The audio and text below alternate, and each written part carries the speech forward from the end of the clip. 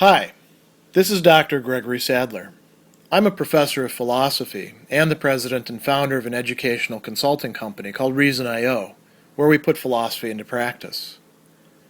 I've studied and taught philosophy for over 20 years, and I find that many people run into difficulties reading classic philosophical texts. Sometimes it's the way things are said or how the text is structured. But the concepts themselves are not always that complicated, and that's where I come in. To help students and lifelong learners, I've been producing longer lecture videos and posting them to YouTube. Many viewers say they find them useful. What you're currently watching is part of a new series of shorter videos, each of them focused on one core concept from an important philosophical text. I hope you find it useful as well. In the third part of his Prolegomena to any future metaphysics, Immanuel Kant has a short but important section titled General Remark on the Transcendental Ideas, and this is sort of a bridge between the main body of Part 3 and the conclusion, the determination of the bounds of pure reason that follows it. And it introduces some important topics that will be taken up a bit more in the next section. So Kant is going to begin this with a very interesting contrast, one that might be a little bit counterintuitive, but makes sense as we explore it. So he talks about our understanding, our investigation into nature or our experience, and he tells us two things. So the first is about specific objects. He says, the objects which are given us by experience are in many respects inconceivable, right? Now we have to be a little bit careful with that term. Literally, it is the right translation of unbegreiflich, unable to be conceptualized, we could say, or if you want to get closer to the root of it, unable to be grasped, to be comprehended. It doesn't mean that we don't have any notion of them whatsoever. It just means we can't get to the fullness of the explanation that we would want of them.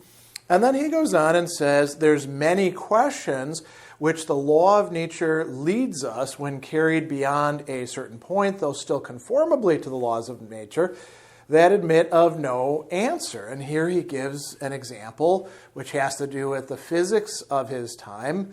The question as to why material objects attract one another. Why does gravity not only exist and work, but do so in the ways that we observe it to and can even generalize about? And so when we're thinking about nature or experience as such, these things remain murky to us and will remain so. And you might say, well, hey, Kant, we've made massive advances in science. Yes, true, but we still have questions and objects that we're not quite sure about. And as we've gone beyond what we might call straight-out experience to all sorts of extrapolated experience, it's gotten confusing as well.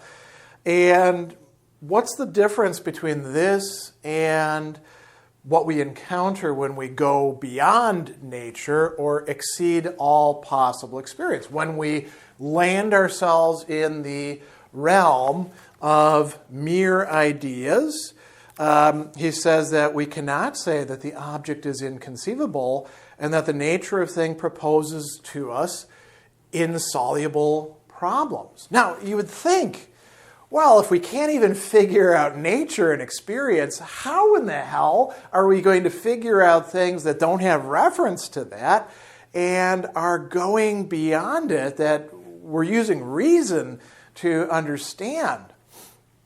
Is this like a reflection of Platonism? You know, there's an intelligible world out there that's so much easier for us to grasp if we get away from this material world. Kant isn't doing that. But he is saying that, listen, if reason can raise problems for us, reason can also resolve those problems. Why? We're not then concerned with nature or with given objects at all, but with mere concepts, right? Begriffe that have their origin, their origination solely in our reason. They come from reason and with mere beings of thought.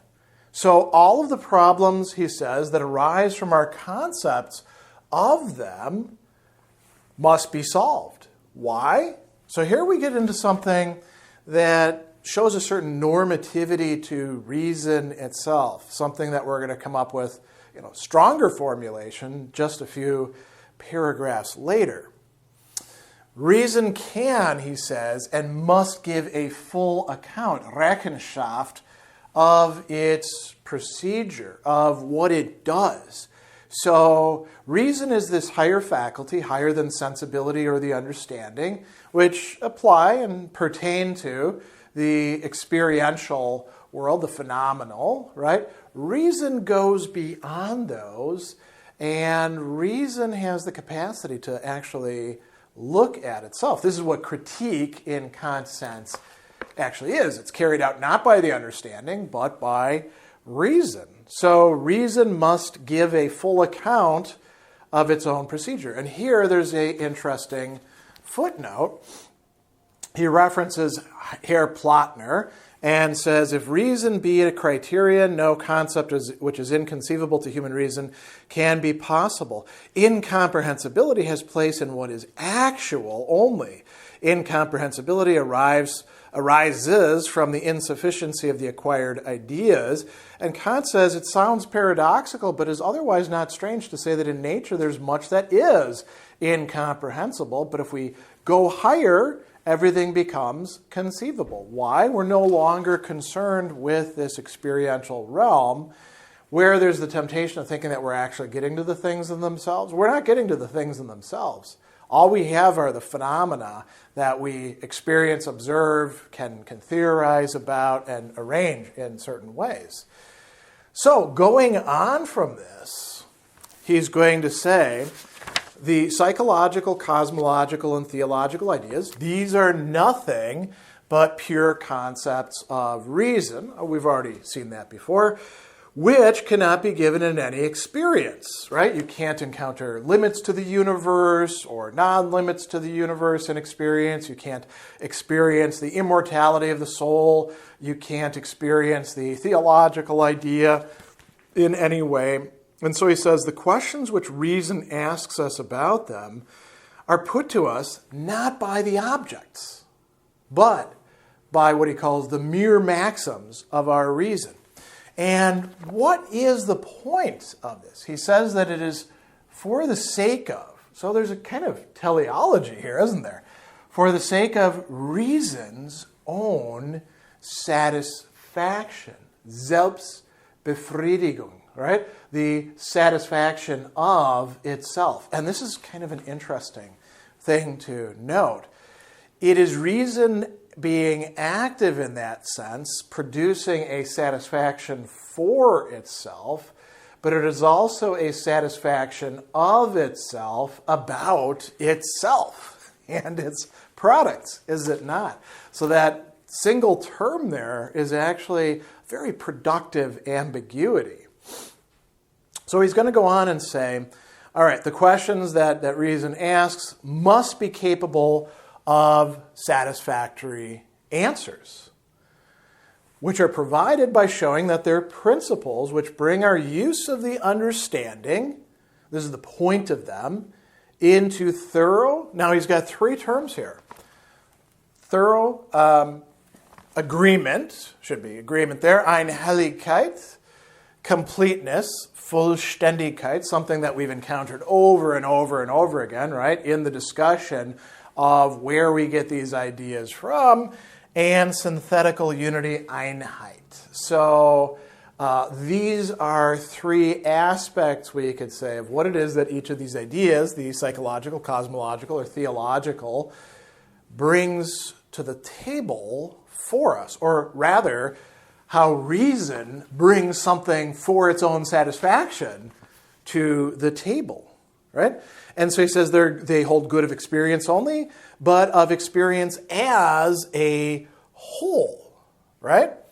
Im Ganzen, not any one single experience. They are applied to the totality of all possible experience. And so he says, although absolute whole of experience is impossible, the idea of a whole of cognition, according to principles in general, must impart to our knowledge a peculiar kind of unity, that of, now notice this term, that of a system. Very important here to note. Kant is not looking just for single principles. He's looking for an entire system that coheres within itself. That would have these attributes as well. Agreement, unity, we could say adequacy for Vollständigkeit, completeness, perfection, right? Being brought as far as it can possibly go. And then he says something else really interesting here. Without this system, it is nothing but piecework and cannot be used for its highest purpose. Zweck, end, goal, purpose. So we've already got a lot of teleological language going on in here, right? Reason has to give an account of its procedure. Reason is asking questions for the sake of reason's satisfaction. How does it find that? Well, through agreement, completeness, synthetical unity in a system which itself is going to lead us to understanding and perhaps being able to fulfill the highest purpose of reason. And Kant is going to clarify here that it is the system of all purposes. So not only do we have to have a system of these principles or pure ideas of reason, we need to have a system of purposes, all purposes. And he says, I'm not just referring here to the practical, but to the highest purpose of the speculative use of reason. Now, why make that distinction there? Well, within the realm of the practical use of reason, right, you've already got purposes built in there. It makes perfect sense to ask about purposes. Speculative reason or pure reason, maybe not so much. So Kant wants to stress to us that it is both aspects of reason that are being involved here as having some sort of purpose, perhaps discernible, certainly thinkable, imaginable, beyond it. He also wants to clarify, as he so often does, we got to be careful here. The Transcendental Ideas express the peculiar application of reason as a principle of systematic unity in the use of the understanding. That's its legitimate use. But if we assume this unity of the mode of cognition to pertain to the object of cognition, what it is that we're actually learning about, studying about, making judgments about, he says, if we regard that which is merely regulative, regulativ in German, as constitutive, constitutive, right? Two important ways of being regarded, being looked at. Regulative, this is just the way things have to go, and we're not making any, like, we could say, existential claims. Constitutive, we are saying, okay, we understand how things work causally, what gives rise to what, right? And he says, if we persuade ourselves by means of these ideas, we can enlarge our cognition transcendently and beyond all possible experience. Then, if we do this, we suffer from a mere misunderstanding, Missverständnis, in our estimate of the proper application of our reason and its principles. And what else is going to happen? The dialectic of pure reason, right? We suffer from a dialectic which confuses the empirical use of reason and sets reason at variance with itself. If reason in its use and in its extent is not going to be in disharmony, it can't be falling into that dialectic, which is a possibility for us. But if we can understand the way we're supposed to look at and use reason, then we can avoid that. And that's what the critique of pure reason was intended to do, and that's what the Prolegomena to any future metaphysics is doing in relation to metaphysics.